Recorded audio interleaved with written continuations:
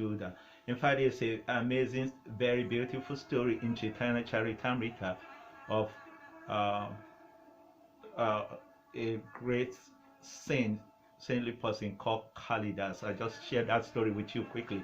So what Kalidas would do, following this process, giving prasadam and accepting prasadam from other devotees, what Kalidas would do is he will buy mangoes, very sweet, succulent, high quality mangoes. He will buy them, and then what he will do, and he will go to the homes of devotees.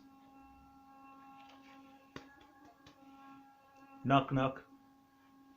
Vancha Kapatarubias, he offers his obeisance. Oh, I've just come to see you, and then he will express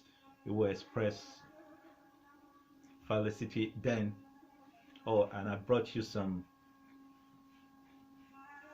prasadam. So then he will give them his mangoes, and then he will leave. But actually, he didn't leave.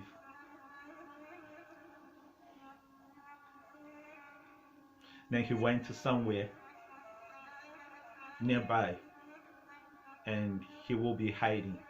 Because then also the devotees have one practice: they don't allow prasadam to wait. Actually, it's the instruction. It's treated with enthusiasm. So as soon as prasadam arrives, they just... So Kalidas knew that the devotees practice like this. So he knew they will take the mangoes immediately. So he'll be somewhere hiding. And then the devotees will take the mango. Also the practice then also is people have their ways being outside. And the devotees are Brahminical, Suchi, very clean. They don't leave remnants, here and there. So Kalidas was very aware of this custom, so he got it to the T. He could predict the behavior. He knew, not predict, he knew the behavioral pattern of the devotees. So he gives them, and he knew they will eat it right now. The devotees are always very enthusiastic too. Devotees don't eat prasadam, they honor prasadam. So they will be enthusiastic to honor the prasadam. So, and then they will have to take the waste away, throw the waste outside. So he will be hiding somewhere. And so then they took their prasadam, the mangoes, and then they came out from their homes and threw in their bin. Sometimes they didn't even have to wait, they just have to come back later.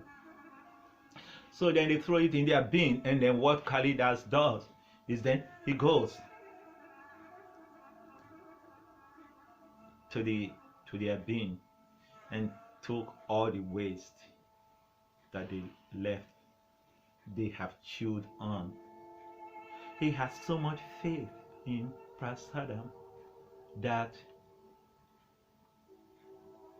it was prasadam, but now having been touched by the mouth and the hands of the devotees, its quality has even increased. So this is called greater prasadam, Maha Prasadam.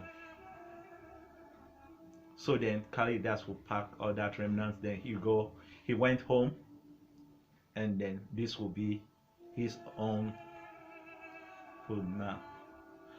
And because of this level of faith in prasadam and his practice, this way of giving gift of prasadam to the devotees and taking the remnants of the devotees,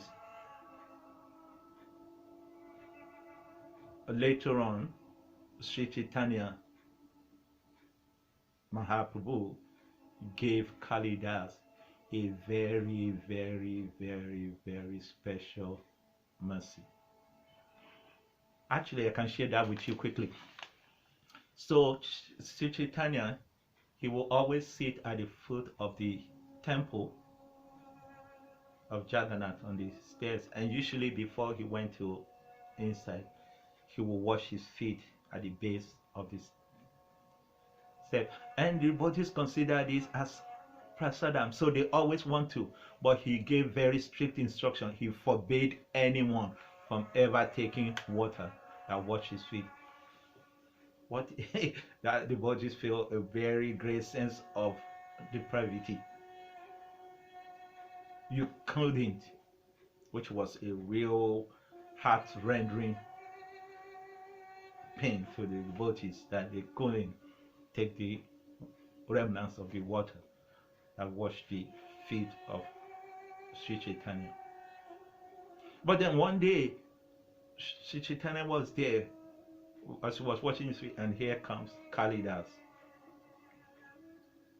And then, without warning, without prompting, almost like superstar connection, they went right there as Chaitanya Maha was watching his feet, and he took his hand inside the water, drank, and surprised everyone was watching. Gulp smacked. Chaitanya Mahaprabhu, contrary to his practice, did not stop him. Took the first gulp and the second one, and then the third one, and he will continue. And then Sri Chaitanya said, "Now enough, enough." But the amazing thing is, as Krishnadas Kaviraj Goswami recorded